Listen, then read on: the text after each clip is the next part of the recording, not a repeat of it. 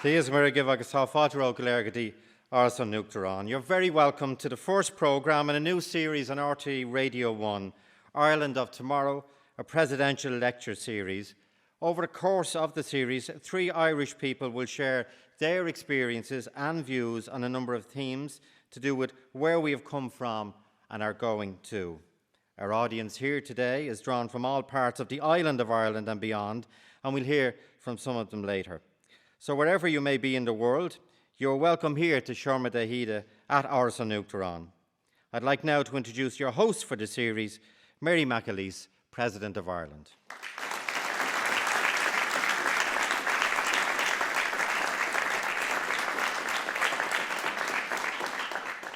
Aviva Stadium, delighted to welcome all of you to Áras an Nuachtarán and to this presidential lecture series with RTE on the Ireland of Tomorrow. As you know, my role as president isn't political. I stay out of politics. It's not to be political, but that role does take me deep into what I might call the civic space. That's the place where we live as community to one another. That's the place where we cope with life's ups and downs, where we try to harness our strengths. We try to keep our weaknesses under control. And we've been through a time of really very heady changes with the welcome advent of peace, of course, and prosperity. We are the first generation to have seen emigration reversed, the first to have experienced large numbers of men, women and children from other countries making their lives now among us. We're the first also to have witnessed a remarkable warming in our relationships with both Great Britain and Northern Ireland. And in recent months, of course, the economic winds have grown distinctly chilly. And so now we face once again into very uncertain times. They're going to test us. And while it is for others to search out and to find the political and the economic answers, here we're looking to the increasingly persistent questions that really only we can answer among ourselves as a civic forum, as community. And that is, what's going to be the character and the identity of tomorrow's Ireland? What kind of community experience and values and spirit do we want to build for the future? What can we do as individuals and as community to one another in that civic space to bring about the best Ireland of tomorrow? And those are the kind of things we're going to be discussing with the help of RTE, our speakers, our audience here at Áras, and of course with our listeners. Communities don't happen by coincidence. They blossom where individuals show leadership and where they show generosity. And I've asked 3 absolutely exceptional Irish leaders to share their very, very diverse experiences and their insights with us, their lived experience, as our keynote speakers over the 3 programmes in the series.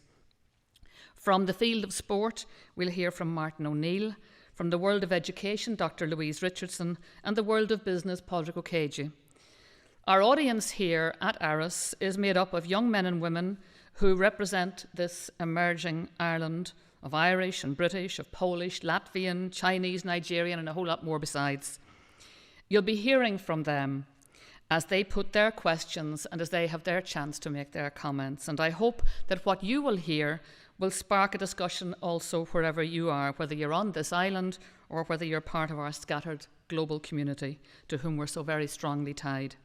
But we're going to start with Martin O'Neill's views on what it means to be Irish and his experience. This is the man who traded his place in law school with me for the football field, and I think in the light of hindsight, Martin, we both made the right choice.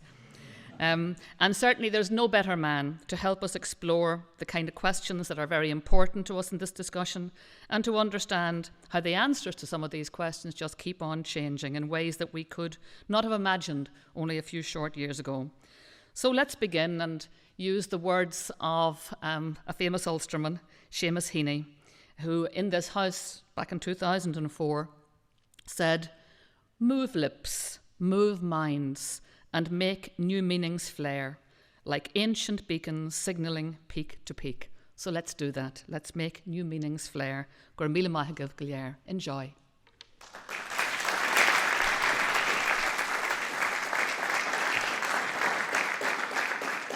Thank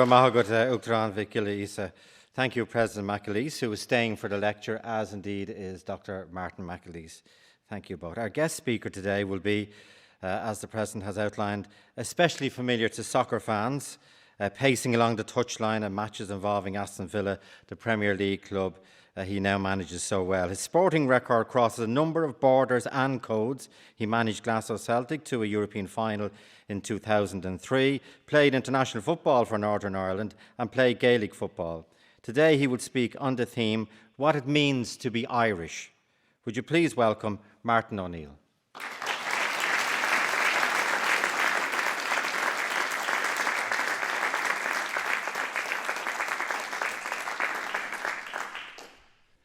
President Magalhaes, Dr. Magalhaes, young people.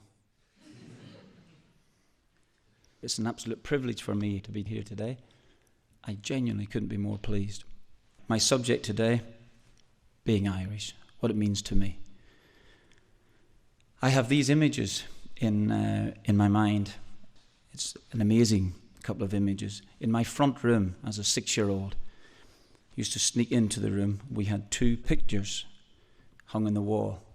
No, not a Rembrandt, which we couldn't afford from a council house, but a picture of the Sacred Heart of Jesus, this amazing haloed man with a beard and a massive big heart burning, and a smaller picture, black and white, framed of Padraig Pearse.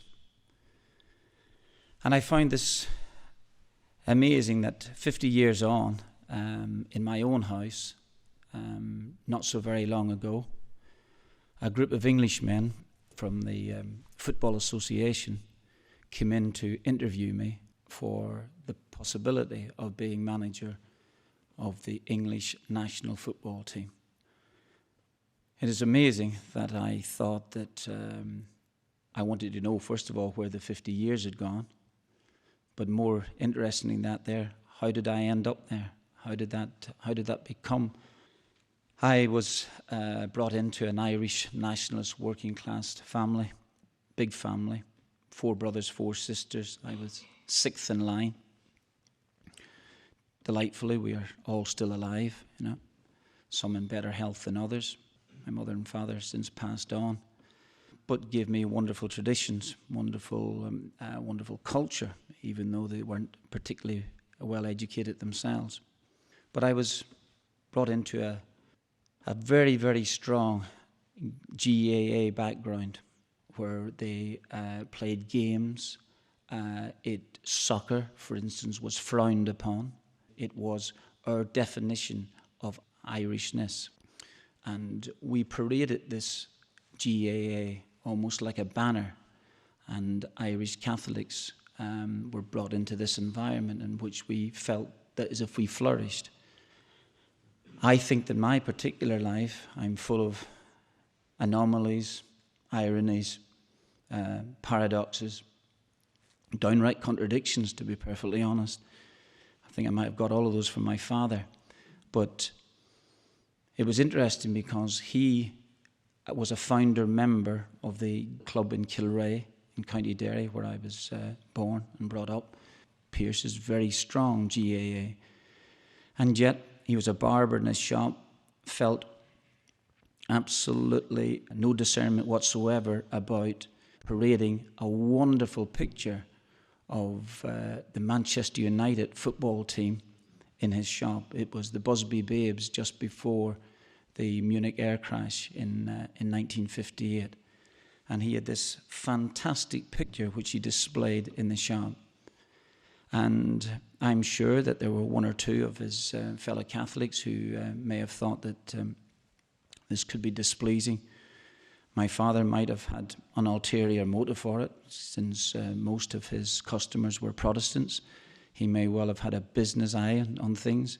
But I believe myself that he had a greater tolerance of things. I think that he had a great common sense. Unfortunately, he didn't pass it on. But he had a great common sense, and I felt this tolerance that he had shown of the other side of the community eventually did stand me in fantastic stead throughout the rest of my career. In this background, I felt I flourished. It was very, very strong. I loved Gaelic. My older brothers ended up playing for County Derry. And I spent a lot of time with my father, going to the football matches, supporting them greatly. And so this was really my Irishness, very strong Irishness, which I felt very proud. And I suppose in the late 50s, other than the occasional border skirmish with the IRA and the RUC, I never felt threatened. I had a fantastic upbringing and lived reasonably peacefully with the Protestant community alongside us. Where I felt that in 1958, when I was 6 years of age, County Derry got to the All-Ireland final. And my brother, who was 18 years of age at the time, was playing. And my mother decided to take me to the game. And so we headed off from Kilrea at 5:30 in the morning on this 6-hour journey. How times have changed. It wouldn't take 6 hours now to get from Kilrea to Dublin. But Croke Park, Dublin was the Holy Grail, and Derry had reached the final. So we set off on this journey. I've never forgotten it. I was 6 years of age at the time. Within 15 or 20 miles, we had picked up these two young women from a part of Derry. They were magnificent singers. And each county that we passed, we went through Tyrone, where they sang the Mountains of Pomeroy, and we went through Armagh, and we went through County Down, and each time we would hit the county, the girls would sing the appropriate song to that particular county. We stopped off for Mass in Cookstown, I believe. It was the longest Mass in Christendom. It took an age. I loved my own parish priest some years later who could finish Mass in about 7 minutes. That I enjoyed greatly. He gave me more time in the football field. And so this journey that we made was everything I'd hoped it to be.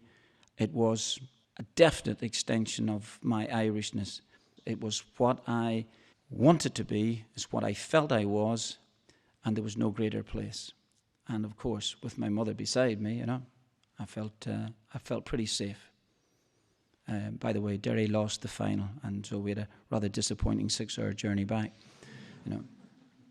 I found myself, obviously, a primary school that did not involve Protestants or did not involve girls. Went to a boarding school in St. Columns in Derry, and I regret to say that I only spent 3 years learning Irish. I was reasonably bright. I was reasonably academic, and yet I couldn't seem to master Irish. Perhaps it was the teacher who used to pull my earlobes like you wouldn't believe. So if you think that I've got big ears, well, I think he's responsible for that. And so I never could really get the hang of it. And of course, there seemed to be other subjects like geography and history of Ireland, which I loved immensely, seemed to be more appealing at the time. It was around about that time where TV was coming to the fore, around about early 60s. And suddenly, through TV, I saw a new world. I saw a soccer world. I saw a soccer world that I wanted to be part of. And yet, this dilemma where the GAA were having enormous battles with soccer. I deliberated greatly. I wanted to think about playing those games in the English League in front of massive crowds at Anfield and at Old Trafford. And yet, at the same time, I loved Gaelic football. I loved everything about it. I loved my Irishness, and I was in the process of trying to figure things out. Ironically, when I was playing for St. Malachy's College, as my family moved to Belfast, and I changed colleges from St. Columns to St. Malachy's. And when I was there at St. Malachy's, I participated in the Gaelic football, against other colleges. One in particular was against St. Mary's, also of Belfast. And because I was playing soccer for Distillery, a little Irish league team, I was prevented from playing by the GAA from playing at Casement Park in Belfast, where they were holding this game between two Belfast colleges. I couldn't believe it. I thought it was extremely short-sighted of the GAA. I thought for the first time ever they were questioning, or certainly challenging, my Irishness. And my father, who had been a major supporter of the GAA, was desperately disappointed by it all. I think there was a cultural change in him that particular time. I think he felt let down, and I certainly did. And the irony of it all was that the colleges themselves still wanted me to play the game. They wanted me to be involved and contrive to have a different venue outside Belfast, outside Antrim, to a neutral venue in Tyrone, in County Tyrone, where I would end up playing the game. I did play the match, and I found it perturbing, really. I might be over-dramatising it. It may not. But it certainly, at that particular time, left a real foul taste, certainly within our family, and certainly my father, who was exceptionally disappointed with it all. So perhaps maybe for a second I started to reflect, think then about my own identity, my Irishness, about where I wanted to go and what I wanted to do. And an opportunity came along, just as the President mentioned, when we were starting to share early days at Queen's University in the law faculty, that I had this opportunity to go and play professional football with Nottingham Forest. And I took it.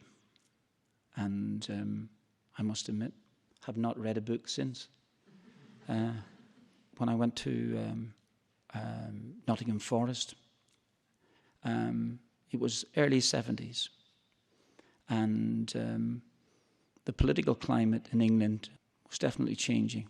We had, within months, a situation where the IRA bombing was taken to the mainland. And I don't think before, from the troubles in Belfast, that it really bothered the everyday Englishman. But now suddenly, when the bombing was taking place in London and other cities, suddenly it was on their back door, and it became more frightening and became more hostile. And certainly being Irish in those days was a worrying time. I felt that perhaps maybe sport in general, or maybe football in particular, could transcend politics. But I always felt, especially in those days of 74 and 75, where there were a couple of comments made in the dressing room that suggested that you would have an empathy, if not a downright collusion in the events. Irish centres were being firebombed in retaliation, and I must admit it was a difficult time. Perhaps I'm making too much of it, but I felt there was a kind of shadow hanging over events, and that it would be terrific if the situation could be resolved and resolved peacefully. I certainly felt this when I went back. I became the captain of Northern Ireland. I was the first Irish Catholic to be captain, and I felt that it was a great honour, really great honour indeed. And yet I remember joking to Sammy McIlroy, who played for Manchester United, who was a Protestant at the time. And while we had a wonderful camaraderie in 1982, I felt that because the games were played at Windsor Park, a predominantly Protestant, I used to joke with Sammy that I didn't mind in my footballing career being booed off the pitch. It was when you were booed onto it that you might have a concern. But it passed, and I must admit the 1982 team, which was made up of both Catholic and Protestant, had a wonderful camaraderie, wonderful spirit, and I don't think that we could have reached the quarter-final of the World Cup in Spain had we not had that camaraderie, both Catholic and Protestant, and I felt it was a very, very strong bond among a group of players that I was delighted to captain. I went from player to manager. I became manager of Celtic. Celtic was deep-rooted in Irishness. And suddenly I found almost like a spiritual home. Suddenly I had 5 wonderful years of my life managing Celtic Football Club. I loved it, loved every minute of it. I knew what to expect when I went to Glasgow.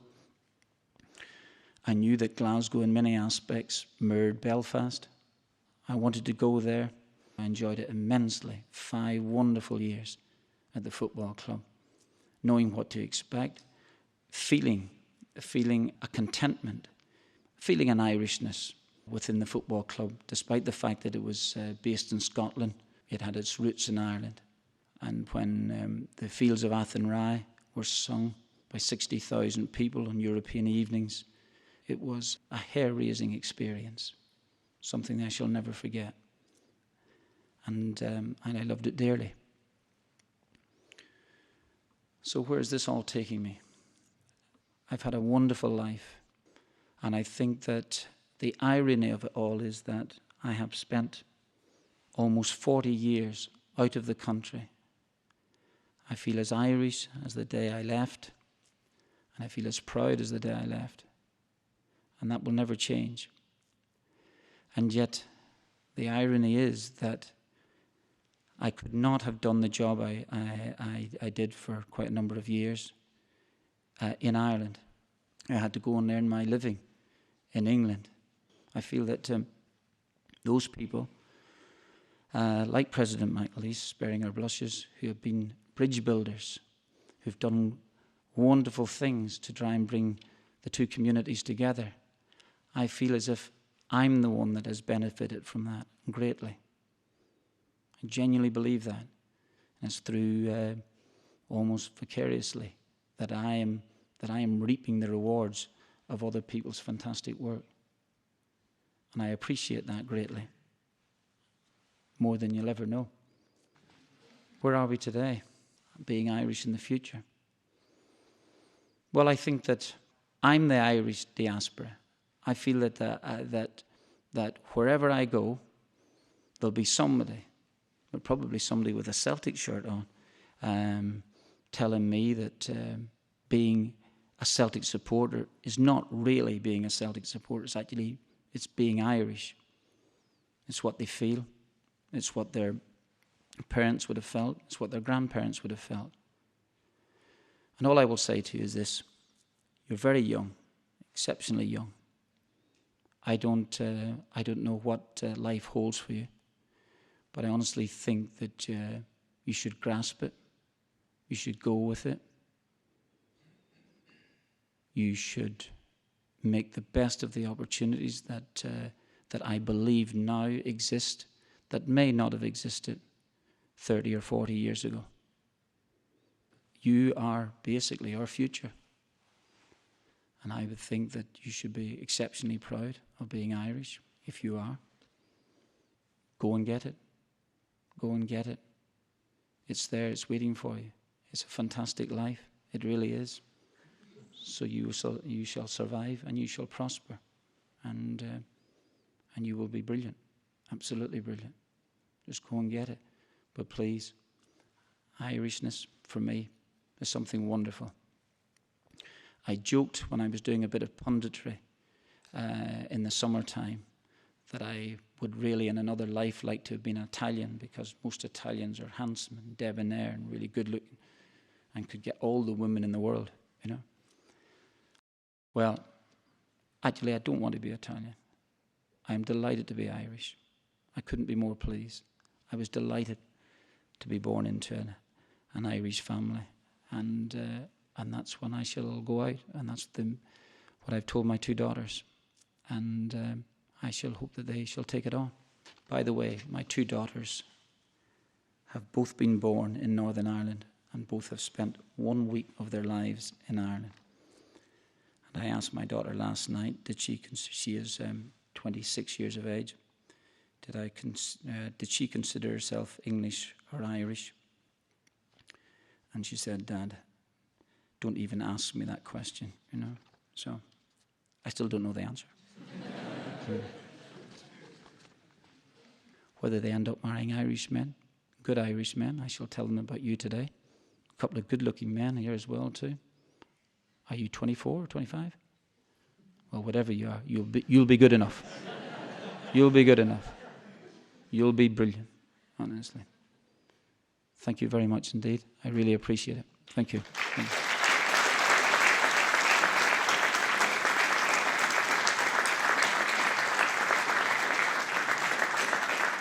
You were listening to RTE Radio 1, Ireland of Tomorrow, a presidential lecture series hosted here in Áras an Uachtaráin by Mary McAleese, President of Ireland, who is here with us.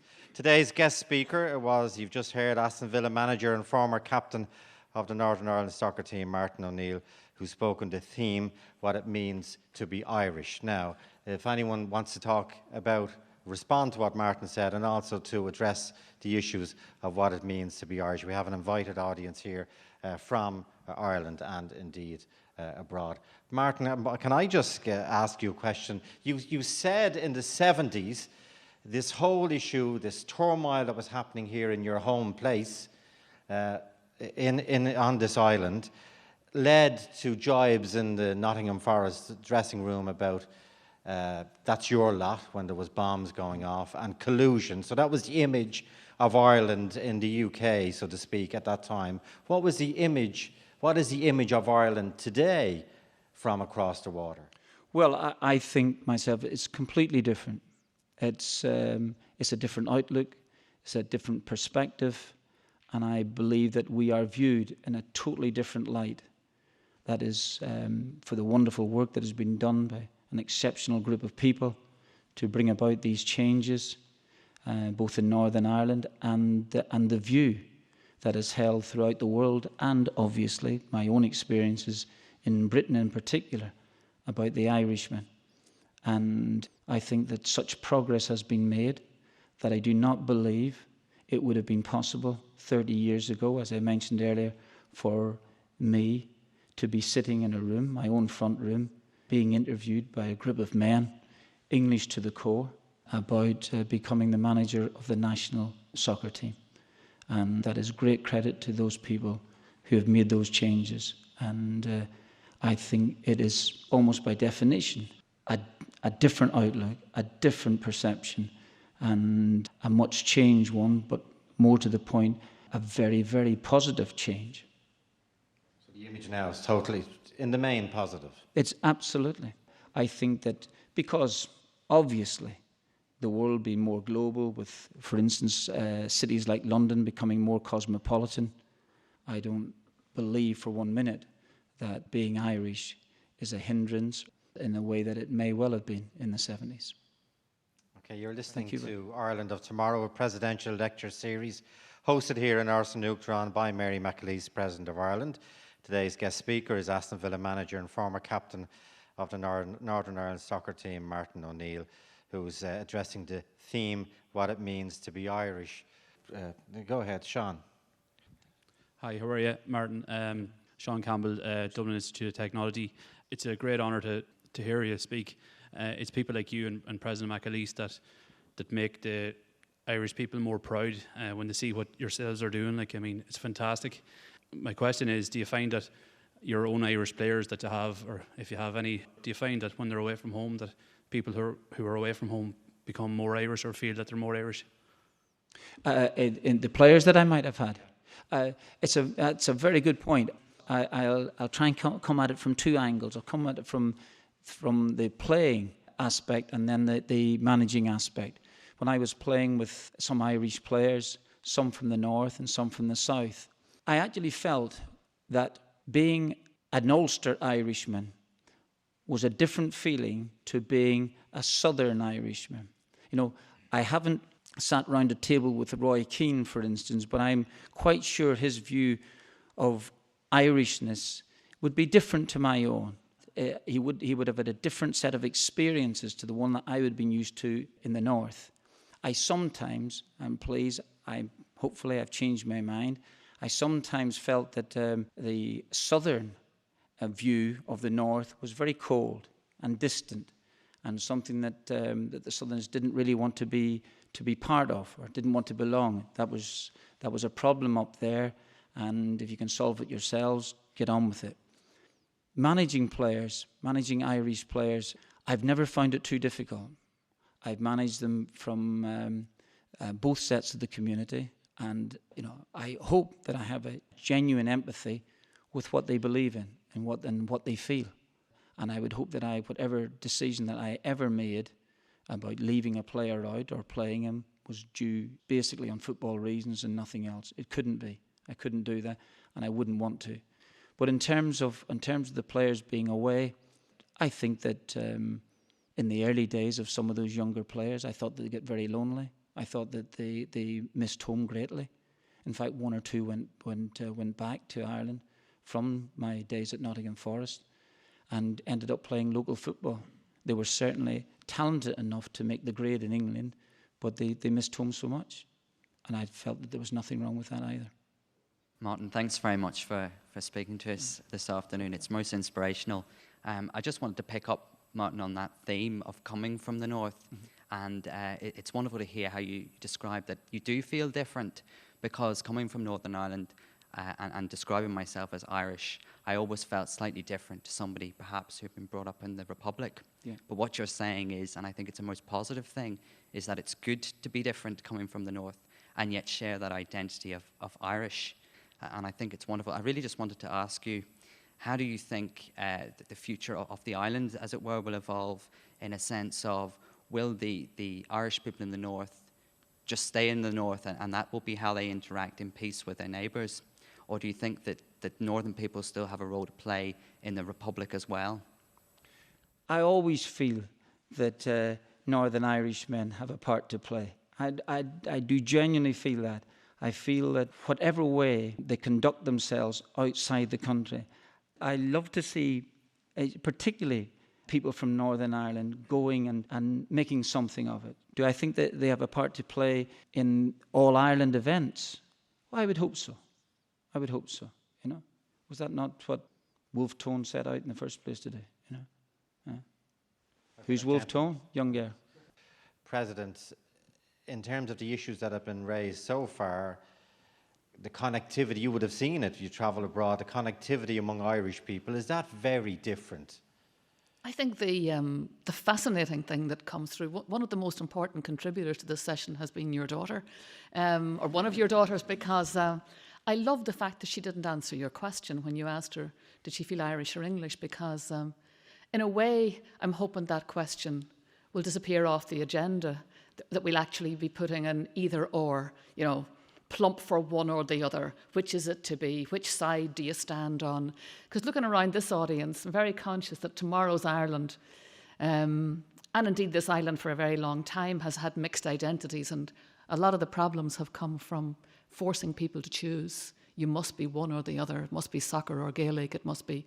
And we've moved so far beyond that. Looking around, people who are going to make up the island of Ireland, they're going to be from every country in the world, and their children are going to grow up here and they're going to be learning Irish in school. Maybe they're from Kazakhstan, or maybe they're from China, their mummies and daddies.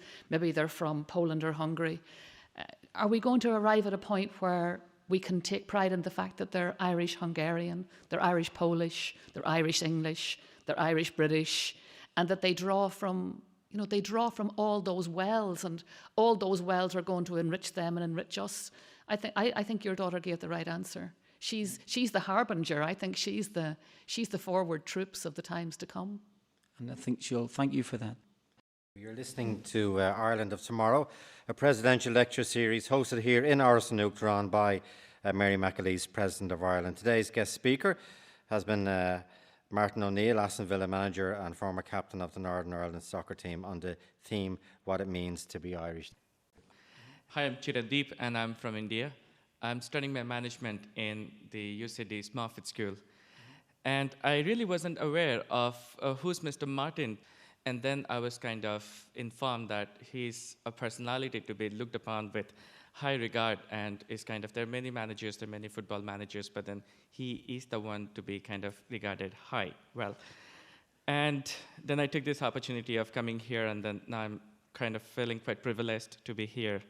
So, and being from India, where football is not a big culture, if you're talking about sports, cricket is followed religiously in India. So I really wouldn't understand the kind of role that football might have played in your life, and how would you gel football with culture of Ireland. But you said that you're proud to be Irish, and you reaped and benefited from the work of good men and women in Ireland, and that's where you see your culture coming out from. A lecture back to them. But then if they ask me a question, what have you contributed back to the culture, what would the answer be? Very little. I think that I am, interestingly, just before I try and answer that, I know that you would have been first into this room had the speaker been Sachin Tendulkar, who's a wonderful cricket player for India. In terms of contribution, I have shared contributions with people.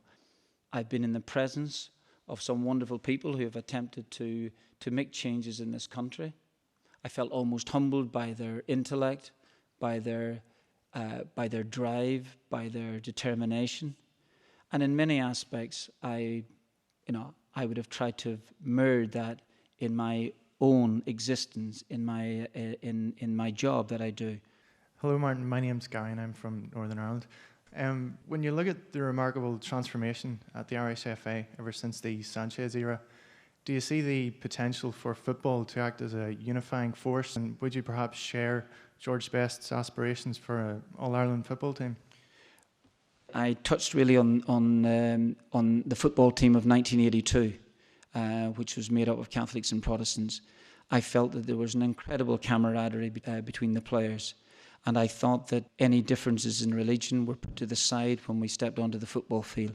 It didn't mean that we didn't have some really good fun on the bus, where a few of the lads would start up with a sash, and and we would counter it with the Fields of Athenry or something like this here. But it's, as that old comedian once said, Kenny Everett, all done in the best possible taste. I think that I felt in 1982, 83 time that we were, at least for a short while, allowing people to forget about problems that were right in their doorstep, and that maybe that they could, for at least a moment or two, or for a couple of hours, see a different picture. I actually felt, strangely enough, more than our football team, that Barry McGuigan, for instance, did as much as anybody in his great boxing prowess to pull the communities together. And I felt that there was a great togetherness. I felt that Northern Ireland winning in Spain and the evening afterwards was just one of the most memorable nights of my life, where we shared great moments with the Northern Ireland supporters. In fact, there were about 35 in my bedroom at about 3:30 in the morning, But wonderful days. Do I think I believe that so many changes have taken, so many positive changes have taken place in the last 15 years, for instance, that do I see signs where George Best talked about a united Ireland, a football team? Perhaps maybe if he had the advantage of playing maybe with one or two great players from the south, maybe we might have been able to have seen the wonderful George Best playing in a world scene, and that's something that he missed. Didn't prevent him, of course, being one of the greatest players that's ever played the game. Who knows? I think that there are quite a number of hurdles to overcome, as always is the case, but I believe that those hurdles can be overcome eventually. Okay, you're listening to Ireland of Tomorrow, a presidential lecture series hosted here in Arsenal by Mary McAleese, President of Ireland. Today's guest speaker is Aston Villa manager and former captain of the Northern Ireland soccer team, Martin O'Neill, who's addressing the theme, what it means to be Irish. President. I think it's an interesting thing. There are 70 million people worldwide who identify themselves as Irish, 45 million of them in the United States, many of them 2, 3, 4 and 5 generations away from the land of Ireland. I remember in Butte, Montana, meeting a group of people whose people had come from Castletown Bear, the Bear Peninsula, in the late 1800s. Many of them had never been to Ireland. They saw themselves as Irish as you and as Irish as me. But they live in the United States. They're also American. There was no big problem about living with those two identities, living very comfortably with them. Here are we today, and we're Irish, we're European. There's another new identity that is beginning to gather traction. We're going to live among people whose mothers and fathers were not born on the island of Ireland, but whose children and grandchildren will increasingly perceive themselves as, I say, Irish, Polish, Irish, Hungarian. And so what it is to be Irish is a changing phenomenon, but it has a core identity. We know when we hear the music, it's Irish. We know when our feet start to tap. We know when we hear the poetry. We know when we hear the stories. But I think, isn't it the case that that range of stories is much vaster, much vaster than we give ourselves credit for? And maybe that's what when I meet the person in Argentina who's Spanish speaking, but when they speak English, speak it with an Irish accent, but nobody belonging to them has put a foot in Irish soil in 3 generations. When I meet people in Newfoundland who speak with Wexford accents, but have never been to Ireland, I think that we have to open our hearts and our minds to what it means to so many people around the world to be Irish. We should be so grateful that it still means an awful lot. It still means an awful lot. We still are the only people who can close down Omotesando Street in Tokyo on St. Patrick's Day, and the main streets in Moscow and Vienna and London and Sydney. Why? Because all those people in all those places who are so far away from Ireland, it matters to them. It matters to them that they are Irish. Aviva Stadium, Uachtaráin go míle maith as an chance to bheith anseo or Uachtaráin. Friends, President, thanks very much for the chance to be here, and Arden, thanks for your lovely speech there. My name is Barry. I'm from County Waterford. I'm studying here in Dublin. First of all, on behalf of my generation, thanks for the 5 great years at Celtic. It gave a lot of fellows of my own age, older and younger, a lot to look forward to and cheer about. It was lovely to hear your reflections on your youth and your childhood in the north. And also sorry for the old defeat there in '58 in the Derry football. I'm from Waterford, so we received their own crushing defeat 50 years later at the hands of Kilkenny. And I hope you'll agree that just the day out in Croker is still a lot to look forward to, and it's half the battle, and it's a lovely Irish occasion, the hurling and football finals. Gaelic games are something that it's played in Ireland, it's played in Brussels, where I actually grew up myself. It's played in New York, Tokyo, Bahrain, around the world. It's still something very, very Irish. And I'd just be very interested to hear your reflections on the GAA as a professional sports person. The cultural differences between coming to Luchtosco GAA and the different kind of sporting organisations you've been working with, your views on it, your observations, what it's doing right, what it's doing wrong. And thanks very much again for your speech. I really appreciate that. Thank you. Interesting. A few years ago, 2 teams from Ulster contested the All-Ireland final, Tyrone and Armagh. And although my own county, Derry, didn't make it, I felt that the occasion warranted my 2 daughters coming to the final. And so I brought them along to a new Croke Park, which I think is a sensational stadium. The atmosphere was incredible.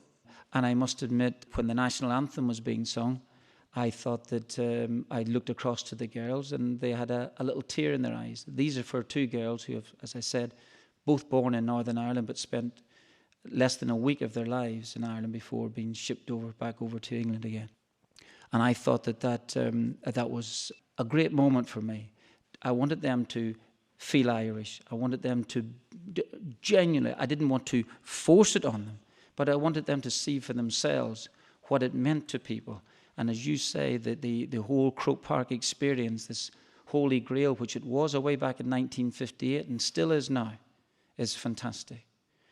What do I think about the GAA? I think that they have embraced the changes, and great credit to them for doing that. I think that they have modernised the game. I believe that it's a better game. It's a great game now, a much better game now than when I was playing. And great credit to them.